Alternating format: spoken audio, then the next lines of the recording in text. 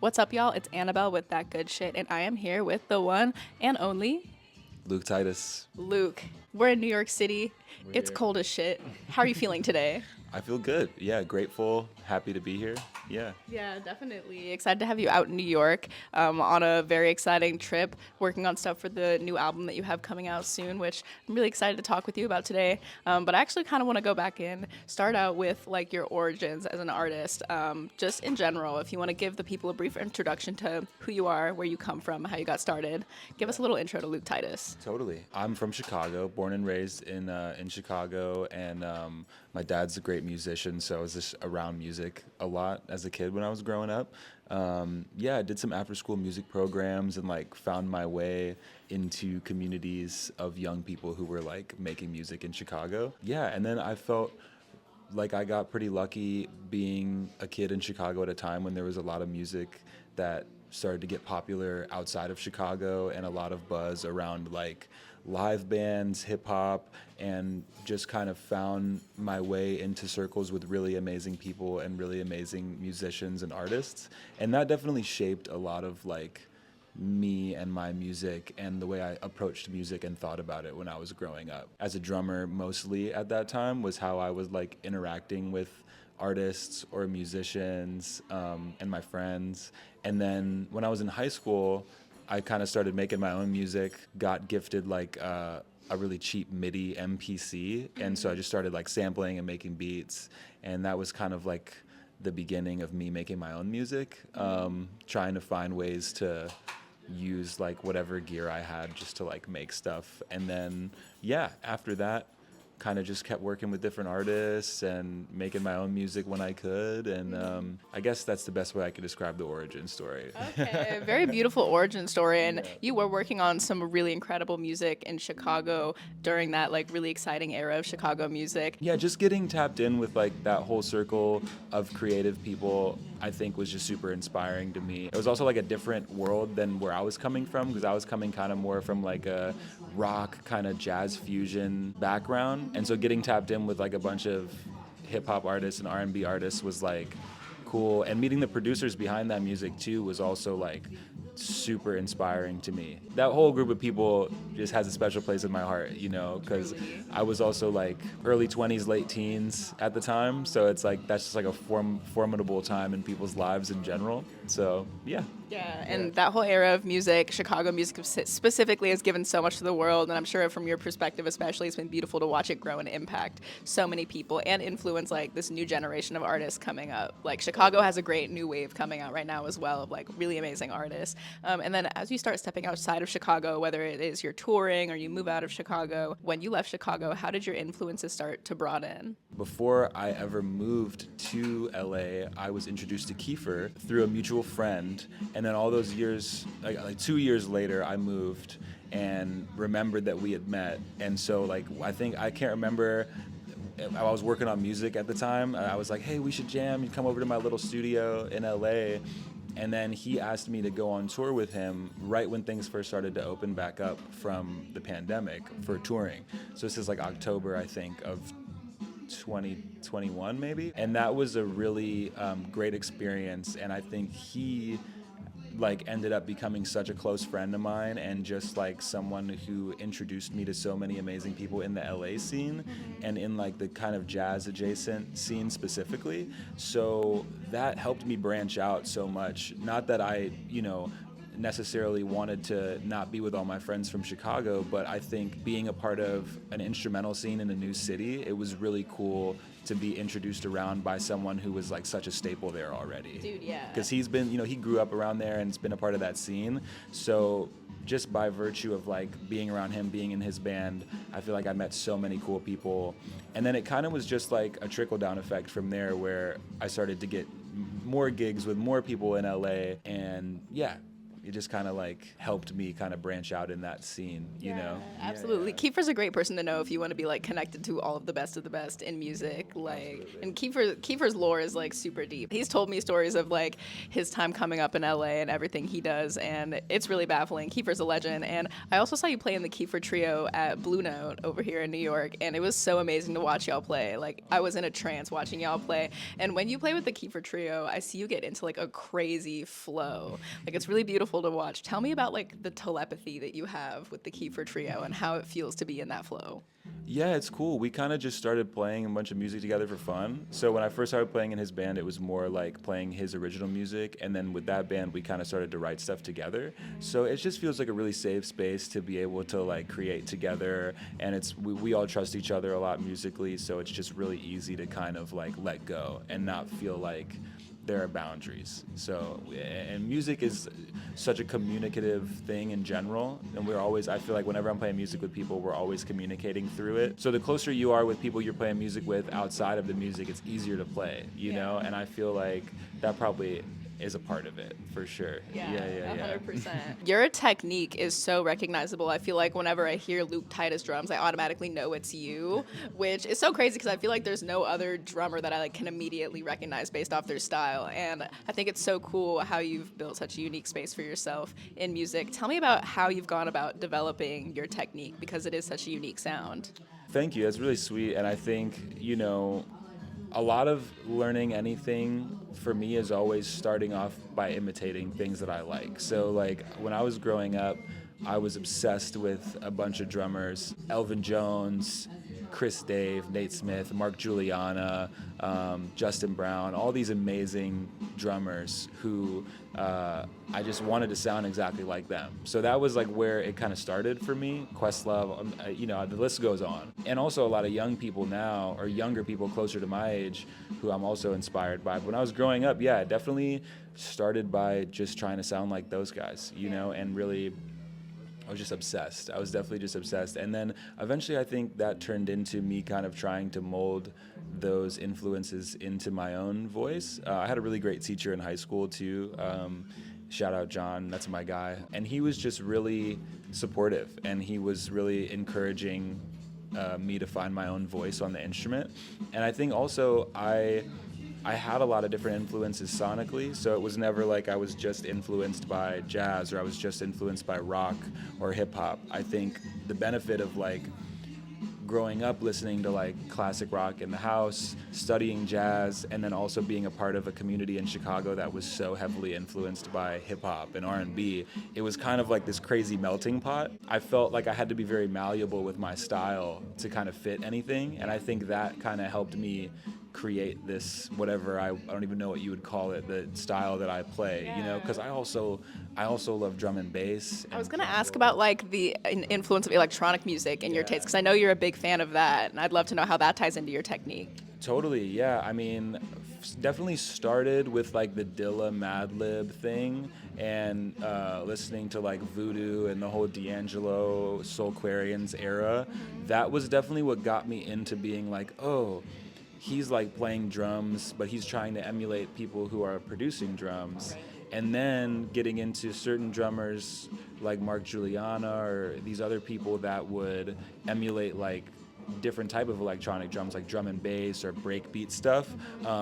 It was just so fascinating to me because I think music is so cyclical in that way where like acoustic music influenced electronic music, but then it's like coming back where now the people who play the acoustic instruments are trying to emulate the electronic vibe. Yeah, so I just kind of became obsessed with like all these kind of obscure artists too, Square Pusher, I mean Aphex Twin obviously, and it's also fun because it's like fast kind of breakbeat stuff, and it's like a good challenge to be like, can I play this stuff so precise and so fast, almost to sound like I'm a machine, so like you got that, like everything sounds so just like crisp and quick. Like what's the song on the album?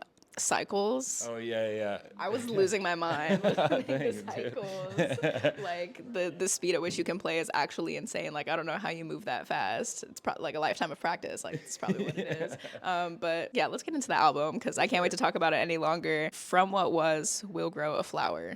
Tell me about that name and what that means. I had the title for a couple for a year probably before I really was making music that I felt like fit the name. But for me, it's kind of like a representation of the cyclical nature of like human life and also of nature in general. For me, the name kind of represents three stages: what was, will grow, a flower. And for me, it's kind of like past, present, and future. That's how I thought about it when I was making the record. There's a Buddhist phrase I thought about a lot, like no mud, no lotus, which is like a lotus, something we think of as really beautiful, has roots in mud, you know, and that's the only way it can grow. So making the record for me was like, will grow was where I was trying to be, kind of in the present moment, and to reconcile with what was in the moment, and hopefully from what was will grow something beautiful like a flower. Wow. And I think that's like a cycle that I find will probably keep happening in my life, you know, like reconciling with things in a meaningful way, and so that something beautiful will come from it. And it also helps give positive meaning, I think, to any experience that I've been through, good or bad, and knowing that no matter what it is, something beautiful will come from it. And I think that's kind of how I wanted it to connect with people too. And then on like a literal level too, I was thinking about nature a lot, you know, and just thinking about like the cycle of life in nature, you know, as it pertains to people. Absolutely. I love you drawing that parallel between the cyclical nature of like the nature we think of like flowers, leaves, trees, but then also how that, you know, ties into our lives as humans, cycles of different phases of our lives, different eras of creativity. I feel like I've lived many lives and I'm like 25 and I've been through many cycles. And so I love that theme so much. I think it can apply to like anyone that listens, you know, like that's a universal experience that we all deal with. So that's really beautiful. I'd love to ask you about a few of the songs in particular. My favorite song on the record as of right now, probably will change, What Am I, Radio Tower. Such an incredible song, beautiful, brought a tear to my eye. Tell me how that song came together. So that was actually the last or second to last song I had made for the record. So it's interesting, sometimes with music, you're writing about things and you don't even know what it's going to end up meaning to you. I made most of the record in LA, and I was back home in Chicago dealing with some just circumstantial family stuff, and it was a hard time, and I think it was also influencing how I perceived the rest of the music that had already been made. So kind of as a way of like processing just life, I made that song. It's kind of just an inquisitive song for me, you know. I was kind of felt like I had gone through this kind of perspective shift, so I was asking myself all these questions like, what am I, what does this all mean, trying to tie it together to the other songs I had made and the concept of the record. So it ended up being like a really kind of emotional process for me to make that one, but it was really fun. I made it in like a day or two. My friend has a studio in Chicago, and I was just like, I need this, I need to go make music right now, and it just came out, and I was like, okay, I feel better. No, I could feel all the emotions like invested into that track. It felt like, you know, that might have been something where you were going through a time where you really had to look at yourself and be like, who am I, what's going on in the world around me, how do I relate to the world around me, what's going on, what does Radio Tower mean? It was kind of like just a fun way to think about keeping someone alive, you know, like in the song, I think I say stay alive in the radio tower, you know, and that's kind of like my homage to like the immortality of music in a way. That's kind of how I was thinking about it, because I think music is art in general, hopefully stands the test of time even after we're gone, you know. So that's kind of how I was relating to that. Next up, I wanted to ask you about Lotus Leaf. Super beautiful song, very like picturesque, I would say. And I wanted to know, if Lotus Leaf were to score a movie scene, what do you think that movie scene would look like? Ooh, I feel like maybe like some Super 8 footage of like a rainforest. Yeah, like Wow. yeah. I see that. Yeah, that's kind of what I would picture. That's what I would picture in my mind. Yeah. Also, I made that song with two great friends of mine, Jonathan Huber and Nicole McCabe. So I just want to shout them out because I love them, and they did a really awesome job on that song. And meanwhile, while we're at it, tell me about the other collaborators you have on the album. Who did you work with to put it all together? Really eclectic group of people. I'm kind of like a weird scientist with my own music, where I just like collect stuff from different sessions and then I'll kind of tie it together. I have a song on there with Jonathan and Nicole, which I love. My friend Mike Haldeman played guitar on a song called All My Life, and we kind of wrote that together. My friend Arlo Sims played guitar on 2 songs on the record as well. I have a song with Elijah Fox. Shout out Elijah, my guy. We did a song together. And my friend Jermaine played bass on there. Miguel Atwood Ferguson, who's an incredible string arranger, did some strings on that song, which I'm super grateful for.